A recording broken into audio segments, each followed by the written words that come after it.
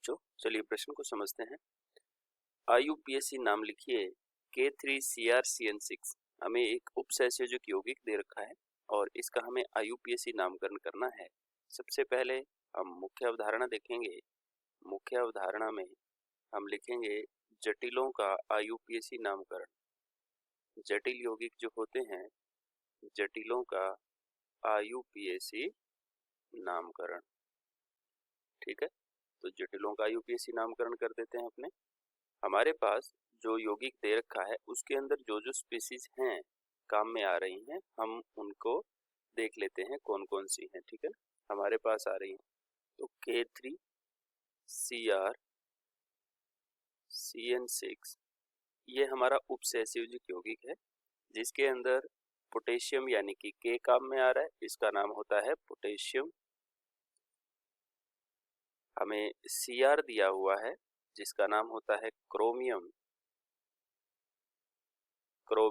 और एक हमें Cn दे रखा है जिसका नाम होता है साइनो या साइनाइड। ठीक है, ये लिगेंड है और Cr जो है वो केंद्रीय धातु परमाणु है। Cn हमारी जो है इस पर -1 आवेश होता है और ये हमारी लिगेंड होती है, ऋणायनिक लिगेंड होती है। अब हम नामकरण करने के लिए सबसे पहले इसमें देखेंगे कि हमारा धनायनिक और ऋणायनिक भाग कौन सा है। तो हमारे पास इस यौगिक में ये जो K3 है ये इसका धनायनिक भाग है और ये पूरा जो डिब्बे में बंद है ये हमारा ऋणायनिक भाग है। नामकरण करने के लिए सबसे पहले हम धनायनिक भाग का नाम लिखते हैं और उसकी संख्या का हम नहीं लिखते। तो हम यहाँ टेट्रा या ट्राई या डाई इस तरह के शब्द प्रयोग में नहीं लाएंगे, सिर्फ हम पोटेशियम लिखेंगे। क्या लिखेंगे? पोटेशियम। ठीक है, फिर बाद में हम जब जटिल भाग का हम नामकरण करते हैं ऋणायनिक भाग का, तो उसमें सबसे पहले लिगेंड का नाम लिखते हैं और हमारे पास जो लिगेंड की संख्या है उसका संख्या को हम पहले लिखेंगे और वो संख्या है 6। तो 6 के लिए हेक्सा साइनो। हमारे पास जो लिगेंड है उसका नाम है साइनो। ठीक है, ऋणायनिक लिगेंड है इसलिए नाम के पीछे ओ लगाते हैं तो साइनो बन जाता है। फिर हमारे पास एक नाम लिखा जाता है केंद्रीय परमाणु का या केंद्रीय धातु आयन का। ठीक है, तो जो केंद्रीय धातु है इसका हमें ऑक्सीकरण अंक चाहिए। ऑक्सीकरण अंक निकालने के लिए हम क्या कर लेते हैं, इस Cr को x मान लेंगे और जितने भी हमारे पास स्पीसीज हैं उन सभी का आवेश जोड़ करके उसको 0 के बराबर रख देंगे।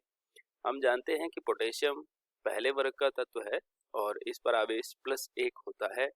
तो यहाँ पर 3 पोटेशियम है तो 3 पोटेशियम प्रत्येक पे +1 प्लस फिर Cr को हमने x मान लिया प्लस 6 Cn है और प्रत्येक पर होता है -1 और इन सभी को कर देते हैं 0 के बराबर।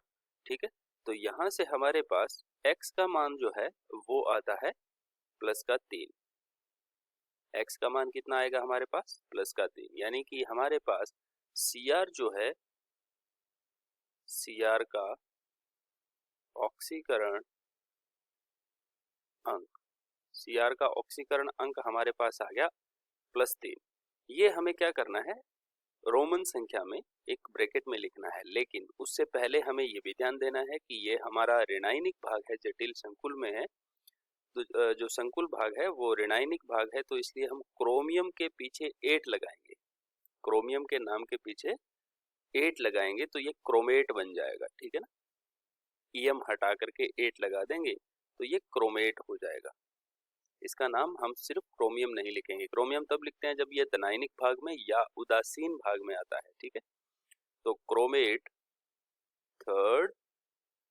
ठीक है, ये इसका नाम हो जाएगा पोटेशियम हेक्सासाइनोक्रोमेट थर्ड।